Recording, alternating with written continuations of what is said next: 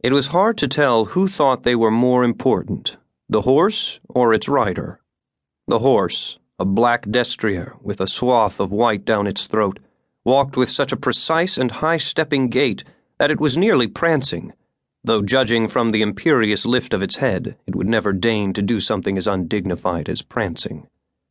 Its rider was a priest in a dun-colored robe beneath a dark blue cloak, which seemed to Andreas to be one layer too many.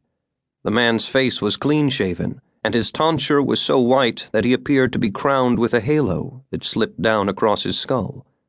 His eyes were blue, like the northern seas, and they appeared to miss little. They locked onto Andreas as the not-quite-prancing horse came abreast of the itinerant knight, and Andreas, always eager to practice his humility, dipped his head. The horse snorted, shat, much to the dismay of the rider directly following, and continued on. Andreas stared at the steaming pile in the narrow lane and quietly counted the 8 riders following the priest as they carefully avoided the freshly dropped equine offering. Andreas scratched his cheek absently after the party had passed, wishing once again that he hadn't lost his own horse in a wager. It had been a fine animal, though a bit temperamental when the weather turned. It had rained most of last week, and the beast had been feisty enough that he had, in a moment of weakness, offered it up in a wager with a pair of Frankish mercenaries. Andreas suspected the pair had cheated, but as the crowd had become overwhelmingly filled with friends of the Franks, he had thought it prudent to let the matter lie. As luck would have it, the storm departed during the night, and the last few days had been gloriously temperate. The walk along the Rhine had been pleasant and peaceful, unmarred by anything more strenuous than waving at the occasional boat that meandered past. He had never been to Lorsch and had heard stories of its wondrous library. However, his visit had been unceremoniously cut short when he had been informed by the monks at the abbey that the library had been sealed. And then there had been the matter with the Frankish mercenaries. All in all, a peaceful stroll along the river for a few days was probably the best recourse. It would give him time to fully expunge the annoyance still laboring in his breast, at least until he reached Mainz and sought an audience with the archbishop there, specifically to inquire why His Excellency had ordered the closure of the library in Lorsch. Andreas adjusted his pack on his shoulder, and whistling tunelessly through his teeth, he continued on his journey toward Mainz, following in the direction of the regal priest and his entourage. He gave little thought as to where the party was bound until he stumbled across them again not an hour later.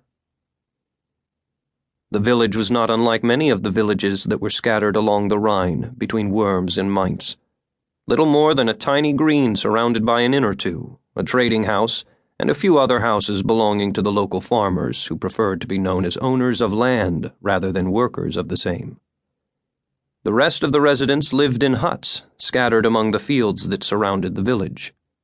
The inn, a more well-to-do building than the last few Andreas had seen, was on the north side of the green. Its broad porch was being used as a dais by the local magistrate and the regal priest to address the unruly crowd.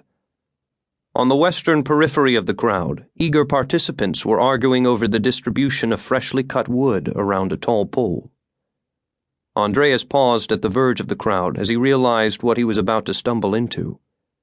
He was taller than most of the villagers, and though he stood at the back, he was able to readily scan the crowd for the focus of the villagers' ire. Near the front, not far from the magistrate, was a cluster of men, holding someone between them. A woman, he surmised, as the sound of her shrieking voice carried over the general hubbub.